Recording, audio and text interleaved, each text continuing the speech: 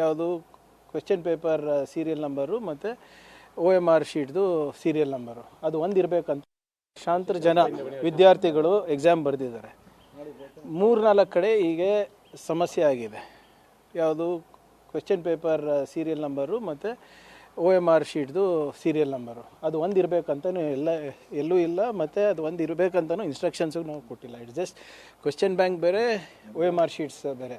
ನಿಮ್ಮ ಆನ್ಸರ್ ಶೀಟ್ಗಳು ನಿಮ್ಮ answer sheet serial number ಮೇಲೆ ಬರುತ್ತೆ. ಯಾರೋ ಒಂದು 4-5 ಜನ 4-5 ಕಡೆ ಆಯಿತು, ಬಾಗಲಕೋಟೆನಲ್ಲೂ ಆಯಿತು, ರಾಯಚೂರಿನಲ್ಲೂ ಆಯಿತು. ಅದನ್ನು ಸಮಾಧಾನ ಹೇಳಿದಾಗ ಅವರೆಲ್ಲರೂ ಬರೆದಿದ್ದಾರೆ. ಇಲ್ಲಿ ಯಾಕೋ ಯಾರೋ 1-2-3 ಜನ ಬಹುಶಃ ಇದು ಸರಿ ಇಲ್ಲ ಅಂದ್ಕೊಂಡು ವಾಕೌಟ್ ಮಾಡಿದ್ರು. ಅವ್ರ ಜೊತೆ ಇನ್ನೂ ಒಂದು 100 ಜನ ಹೋದರು.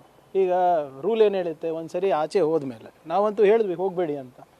ಎಕ್ಸಾಮ್ ಬರಿಬೋದಾಗಿತ್ತು. ಬರೆದಾದ್ಮೇಲೆ ಏನಾದರೂ ಲೋಪಗಳಿದ್ರೆ ಕೋರ್ಟಿಗೆ ಹೋಗ್ಬೋದಾಗಿತ್ತು, ಅಥವಾ ಸರ್ಕಾರಕ್ಕೆ ಮನವಿ ಮಾಡ್ಕೊಂಡಿದ್ರೆ ನಾವೇ ಬದಲಾವಣೆ ಮಾಡ್ತಾಯಿದ್ವಿ. ಯಾರು ಏನು ಹೇಳಿದಾರೋ ಗೊತ್ತಿಲ್ಲ. ಒಂದು ಸರಿ ಹೊರಗೆ ಹೋದ್ಮೇಲೆ we cannot allow them inside. ಆಮೇಲೆ ಇವ್ರ ಬೇಡಿಕೆ ಏನಿತ್ತು ವಿದ್ಯಾರ್ಥಿಗಳು, ನಮಗೂ ಅಲೌ ಮಾಡ್ತಾ ಇಲ್ಲ, ಒಳಗಡೆ ಇರೋರು ಯಾರು ಬರೀತಾ ಇದ್ರೆ ಅವರಿಗೂ ಅಲೌ ಮಾಡಬೇಡಿ ಅಂತ. ಅದು ಕರೆಕ್ಟಾ ಹೇಳಿ? So what ever it is ಏನು ಮಿಸ್ಕಮ್ಯುನಿಕೇಷನ್ ಅಥವಾ ಮಿಸ್ಅಂಡರ್ಸ್ಟ್ಯಾಂಡಿಂಗ್ ಅವರಲ್ಲಿ ಗೊತ್ತಿಲ್ಲ. ಬಟ್ ಯಾವುದೇ ರೀತಿಯಾದಂಥ ಅಲ್ಲಿ ಏನು ಗೊಂದಲಕ್ಕೆ ಕಾರಣ ಯಾರಾಗಿದ್ದಾರೆ ಅಂತ ನೋಡೋಣ ಅಲ್ಲಿ. ಬಟ್ ಯಾವುದೇ ರೀತಿಯಾಗಿ ಲೋಪಗಳಂತೂ ಆಗಿಲ್ಲ. ನೀವು ರಾಜೀನಾಮೆ ಕೊಡಬೇಕು ಅಂತ ಆರೋಗ್ಯಕರು ಆಗ್ರಹ ಮಾಡಿ ಮಾಡಲಿ ಅಪ್ಪ, ಪ್ರತಿಭಟನೆ ಮಾಡಲಿ. ಒಂದು ಹೆಂಗೆ ಜಂತರ್ ಮಂತರ್ನಲ್ಲಿ ಒಂದು 25 ದಿನ ಕೂತಿದ್ರಲ್ಲ ಹಂಗರ್ ಸ್ಟ್ರೈಕು, ಕೂತ್ಕೊಳ್ಳಿ, ನಾವು ಒಂದು ಸರಿ ಲಾಠಿ ಚಾರ್ಜ್ ಮಾಡ್ತೀವಿ. ಅದಾದ್ಮೇಲೆ ನೋಡೋಣ ರಾಜೀನಾಮೆ ಕೊಡೋದ ಇಲ್ಲ ಅಂತ. PSI ಹಗರಣ ಆದಾಗ ಯಾರು ರಾಜೀನಾಮೆ ಕೊಟ್ಟಿದ್ರೇನ್ರಿ? 6 ಸರಿ ಕೌನ್ಸಿಲ್ನಲ್ಲಿ ಮತ್ತು ಅಸೆಂಬ್ಲಿನಲ್ಲಿ ಹಗರಣನೇ ಆಗಿಲ್ಲ ಅಂದ್ರಲ್ಲ. Who was the head of the department? ಒಂದು IGP ಲೆವೆಲ್ ಆಫೀಸರು ಜೈಲಿಗೆ ಹಾಕಿದ್ರಲ್ಲ, ಅವಾಗ ಯಾರು ರಾಜೀನಾಮೆ ಕೊಟ್ಟಿದ್ರಿ ನೀವು? ಆಮೇಲೆ ಇಲ್ಲಿ ಲೋಪನೇ ಆಗಿಲ್ಲ. ಲೋಪ ಏನಿದೆ ಅಂತ ತೋರಿಸ್ಬಿಡ್ಲಿ ವಿರೋಧ ಪಕ್ಷದ ನಾಯಕರು. BJPಯವರು ಲೋಪ ಇದೆ ಅಂತ ಇದ್ದಾರಲ್ಲ, ಏನು ಲೋಪ ತೋರಿಸ್ಲಿ. ಈಗ ಲಕ್ಷಾಂತರ ಜನರು ಎಕ್ಸಾಮ್ ಬರೆದಾದ್ಮೇಲೆ how can only these people not right? ಆಮೇಲೆ ನೋಡಿ, ಈ ವಿಚಾರದಲ್ಲಿ ವೈಯಕ್ತಿಕವಾಗಿ ಯಾವುದೇ ರೀತಿಯಾದಂಥ ಕಾಂಪ್ರಮೈಸ್ ಇಲ್ಲ.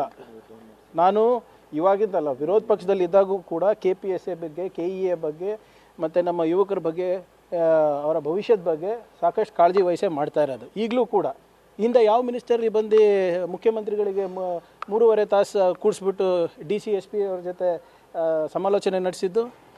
ಎಷ್ಟು ಸರಿ ಯಾವ ಮಂತ್ರಿ BJP ಮಂತ್ರಿಗಳು ಬಂದು KEA ಹೇಗೆ ನಡೆಸ್ತಾ ಇದೆ, KPSC ಹೇಗೆ ನಡೆಸ್ತಾ ಇದೆ, ನಾವು ಮುಂಜಾಗ್ರತಾ ಕ್ರಮ ಏನು ತೊಗೊಂಡಿದ್ದೀವಿ ಅಂತ ಒಂದೊಂದು ತಾಸು ಪ್ರೆಸ್ ಮೀಟ್ ಮಾಡೋದು ನೋಡಿದ್ದೀರಾ? ಎಲ್ಲನಾ ತೋರಿಸ್ಬಿಡಿ. BJP ಅವ್ರು ಒಂದ್ಸರಿ ಮಾಡಿರೋದು. ಸರ್, ಅರ್ಧ ಗಂಟೆ ಪ್ರಶ್ನೆ ಪತ್ರಿಕೆಯನ್ನು ಲೇಟಾಗಿ ಕೊಟ್ಟರು ಅನ್ನುವಂಥ ಆರೋಪ ಬಂದಿದೆ. ಇದು ವಾಟ್ ಇಲ್ಲ ನೋಡಿ, ಕೆಲವು ಕಡೆ ಏನಾಗಿದೆ, ಇದು ನಿಮ್ಮ ಎನ್ವಲಪ್ ಏನಿದೆ ಅದಲ್ಲಿ ಬದಲಾಗಿದೆ. ಪಕ್ಕದ ರೂಮಿಗೆ ಹೋಗೋದು ಬಿಟ್ಟು ಈ ರೂಮಿಗೆ ಸಹಜವಾಗಿದೆ. ಇದನ್ನು ಕೂಡ ತಮ್ಮ ಗಮನಕ್ಕೆ ತಂದಿದ್ದೆ. ಯಾವ್ಯಾವ ಅಂಶಗಳನ್ನು ನಾವು ಪರಿಗಣಿಸ್ತಾ ಇದ್ದೀವಿ, ಪರಿಶೀಲನೆ ಮಾಡ್ತಾ ಇದ್ದೀವಿ, ಅವೆಲ್ಲನೂ ಕೂಡ ಹೌದು. ಎಲ್ಲನೂ 100% ಸರಿಯಾಗಿ ನಡೀತದೆ ಅಂತಿಲ್ಲ. But we have taken every step. Standard operating procedure ಏನು, ಯಾವ ರೀತಿ ಮಾಡಬೇಕು, ಏನು ನಡೆಸಬೇಕು ಅಂತ ಮಾಡಿದ್ದೀವಲ್ಲ. ಹೊಣೆಗಾರಿಕೆನೂ ನಾವು ಹಾಕಿದ್ದೀವಿ, ಫ್ಲೈಯಿಂಗ್ ಸ್ಕ್ವಾಡ್ಗಳು ಮಾಡಿದ್ದೀವಿ. ಇದಕ್ಕಿಂತ ಹೆಚ್ಚು ಏನು ಮಾಡೋಕ್ಕಾಗ್ತದೆ?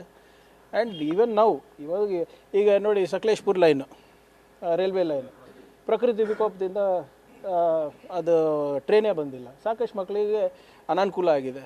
ಅದು ಯಾವಾಗೋ ಒಂದು ಸರಿ ಆಗೋಂಥ ಘಟನೆಗಳು. ಅವರಿಗೆ ಪಾಪ ಹೇಗೆ ನ್ಯಾಯ ಕೊಡಿಸ್ಬೇಕು ಅವೆಲ್ಲ ನಾವು ಪರಿಶೀಲನೆ ಮಾಡ್ತೀವಿ. ಬಟ್ BJP ಅವ್ರ ಹತ್ರ ಎಕ್ಸಾಮ್ ಹೇಗೆ ನಡೆಸೋದು, ಯಾವ ರೀತಿ ರೆಕ್ರೂಟ್ಮೆಂಟ್ ಮಾಡೋದು ನಾವು ಕಲಿಬೇಕಾಗಿಲ್ಲ. ಯಾವ ಥರ ಇದೆ ಅಂದರೆ ಕೇಂದ್ರ ಶಿಕ್ಷಣ ಸಚಿವರನ್ನ ರಾಜೀನಾಮೆ ಈಗ ಆಯ್ತು ರೀ, ಪ್ರತಿಭಟನೆ ಮಾಡೋಕ್ಕೆ ಹೇಳಿ, ಹೇಳ್ತಾ ಇದ್ದೀನಲ್ಲ, 25 ದಿನ ಮಾಡಲಿ, ಹಂಗರ್ ಸ್ಟ್ರೈಕ್ ಮಾಡಲಿ. ಅದಾದಮೇಲೆ ನಾವು ಕಾನೂನಾತ್ಮಕ ಕ್ರಮ ತೊಗೊಳ್ಳೋಣಂತೆ. ಇವರು ಅವಾಗ ಯಾಕೆ ರಾಜೀನಾಮೆ ಕೊಟ್ಟಿಲ್ಲ? Who was the head of the department sir? PSI ಹಗರಣ ಆದಾಗ ಯಾರು ಗೊತ್ತಾ ಹೆಡ್ ಆಫ್ ಡಿಪಾರ್ಟ್ಮೆಂಟ್? ಅವಾಗ ಯಾರು ಮಿನಿಸ್ಟರ್ ಇದ್ದರು? ಬೊಮ್ಮಾಯಿಯರಿಗೆ ಹೋಗಿ ಚೀಫ್ ಮಿನಿಸ್ಟರ್ ಮಾಡಿದ್ರಿ ನೀವು. ಅದಾದಮೇಲೆ ಅರ್ಗ ಜ್ಞಾನೇಂದ್ರ ಅವ್ರು ಬಂದರು, ಅವ್ರು ರಾಜೀನಾಮೆ ತೊಗೊಂಡ್ರು. ನಾನು ಹೇಳ್ತಾ ಇದ್ದೀನಿ, I have nothing to learn either from mister R. Ashok or from mister Vijendra or from the BJP party. Sir, examination miss ಮಾಡ್ಕೊಂಡ್ರು ಅವ್ರಿಗೆ ನೋಡಿ, ಇದು ಯಾವುದು ಜೆನ್ಯೂನ್ ಆಗಿ ಯಾವುದಿದೆ, ಈ ಪ್ರಕೃತಿ ವಿಕೋಪದಿಂದ ಯಾವತ್ತೂ ಕೂಡ ಆಗಿರಲಿಲ್ಲ. ಸೊ ಅದನ್ನು ಯಾವ ರೀತಿ ಮಾಡಬೇಕು, ಯಾಕಂದರೆ ಅದು ನಮ್ಮ ರೂಲ್ನಲ್ಲಿ ನಾನು ಓದಿರೋ ಹಾಗೆ ಅದು ಎಲ್ಲೂ ಬಂದಿಲ್ಲ ನ್ಯಾಚುರಲ್ ಡಿಸಾಸ್ಟರ್ ಇದು ಅಂತ. ಬಟ್ ನೋಡಬೇಕು, ವಿಲ್ ಎಕ್ಸಾಮಿನ್. ಯಾವ್ದು? ವಿಜಯಪುರದ ತರಿಸ್ತೀವಿ. ನೋಡಿ ಆಗಲೇ ಯು ಕೆನಾಟ್ ಡಿಸ್ರಪ್ಟ್ ಎಕ್ಸಾಮಿನೇಷನ್. ಭಾಳ ವರ್ಷಗಳಾದ್ಮೇಲೆ ಆಗ್ತಾ ಇದೆ. ನನಗೆ ಅವಕಾಶ ಸಿಗ್ತಾ ಇಲ್ಲ ಅಂತ ಪಾಪ ಬರೆಯೋರಿಗೂ ಅವಕಾಶ ಇರಬಾರ್ದಾ? ಯಾರು ಬರೆದಿದ್ದಾರೆ? ಈಗ ಇಂಥ ಒಂದು ಇನ್ಸಿಡೆಂಟಿಂದ ಮತ್ತೆ ಕೋರ್ಟಿಗೆ ಹೋಗ್ತಾರೆ. ಜೆನ್ಯೂನ್ ಸ್ಟೂಡೆಂಟು, ನಾನ್ ಜೆನ್ಯೂನ್ ಸ್ಟೂಡೆಂಟು, ನಾವು ಬರೆದಿದ್ದೀವಿ, ಅವ್ರು ಬರೆದಿಲ್ಲ. ಸಮಾಧಾನದಿಂದ ಬರೆದ್ಬಿಟ್ಟಿದ್ರೆ ಮುಗ್ದೆ ಹೋಗ್ತಾ ಇತ್ತಲ್ಲ. ಆಮೇಲೆ ಏನಿದ್ರು ನಾವು ಇದ್ದೀವಲ್ಲ. ಹೌದಪ್ಪ, ಸರ್ಕಾರ ನಿಮ್ಗೆ ಆಕ್ಸೆಸಬಲ್ ಇಲ್ಲ, ಮಂತ್ರಿಗಳು ನಿಮ್ಗೆ ಸಿಗ್ತಾ ಇಲ್ಲ ಅಂದರೆ ಓಕೆ, ಸಿಗ್ತೀವಲ್ಲ. ಅವ್ರು ಹೇಳಿದೆಲ್ಲ ನಾವು ಮಾಡಿದ್ದೀವಲ್ಲ. ಇವತ್ತು 74,000 ಹುದ್ದೆಗಳನ್ನು ಭರ್ತಿ ಮಾಡ್ತಾ ಇದ್ದೀವಿ ಅಂದರೆ ಅದು ಅವರ ಕರೆಗೆ ಹೋಗೊಟ್ಟೆ ಮಾಡ್ತಾ ಇರೋದಲ್ಲ. We are committed. ಸಚಿವ ಸಂಪುಟ ಜೋರಾಗಿದೆ. ಚರ್ಚೆ ಅಲ್ಲಿ ಆಗುತ್ತೆ, ಆಗಲೇಬೇಕಲ್ಲ. ಆಗುತ್ತೆ ಸರ್. ಈಗ 114 ಬಂದರೂ ಕಷ್ಟ, 140 ಬಂದರೂ ಕಷ್ಟ. ಸೊ ಹಾಗಾಗಿ ನೋಡಿ, ನಮ್ಮಲ್ಲಿ ನಾಯಕತ್ವದ ಕೊರತೆ ಇಲ್ಲ, ಸಾಮರ್ಥ್ಯದ ಕೊರತೆ ಇಲ್ಲ. ಇಡೀ ರಾಜ್ಯಾದ್ಯಂತ ಎಲ್ಲ ಜಿಲ್ಲೆನಲ್ಲೂ ನಮ್ಮ ಶಾಸಕರಿದ್ದಾರೆ. ಸಹಜವಾಗಿ ಆಯ್ಕೆ ಪ್ರಕ್ರಿಯೆ ಸ್ವಲ್ಪ ಕಷ್ಟ ಆಗ್ತದೆ. ಏನೇ ಇದ್ರೂ ಕೂಡ ಇವತ್ತು ಅಂತಿಮ ಆಗುತ್ತೆ ಅಂತ ಮಾಧ್ಯಮದಲ್ಲೂ ಕೂಡ ಬರ್ತಾ ಇದೆ. ನಮ್ಮದು ನಿರೀಕ್ಷೆನೂ ಕೂಡ ಇದೆ.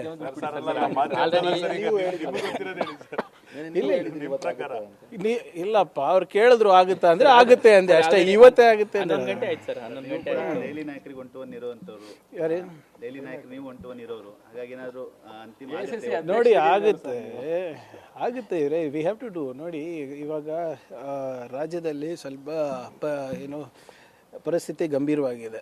ಮುಂಬರುವ ದಿನಗಳಲ್ಲಿ ಸೆಪ್ಟೆಂಬರ್ನಲ್ಲಿರ್ಬೋದು, ಮತ್ತೆ ಸೂಪರ್ ಎಲ್ ನೀನೋ ಬರ್ಬೋದು. ಈಗೇನೋ ಒಂದು ಸ್ವಲ್ಪ ಮಳೆ ಬಂದಿದೆ ಅಂದ ತಕ್ಷಣ ನಾವು ಏನು ರಿಲ್ಯಾಕ್ಸ್ ಮಾಡೋಂಗಿಲ್ಲ. ಇನ್ನು ನೆಕ್ಸ್ಟ್ 6 ಮಂತ್ಸು 8 ಮಂತ್ಸು ಭಾಳ ಕಷ್ಟ ಪರಿಸ್ಥಿತಿ ಎದುರಿಸ್ಬೋದಾಗಿದೆ. ಸೊ ಅದರಿಂದ ಒಂದು ಫುಲ್ ಫ್ಲೆಶ್ ಕ್ಯಾಬಿನೆಟ್ ಇದ್ದರೆ ಎಲ್ಲರೂ ಅವ್ರವ್ರ ಜವಾಬ್ದಾರಿಯನ್ನು ನಿರ್ವಹಿಸ್ತಾರೆ.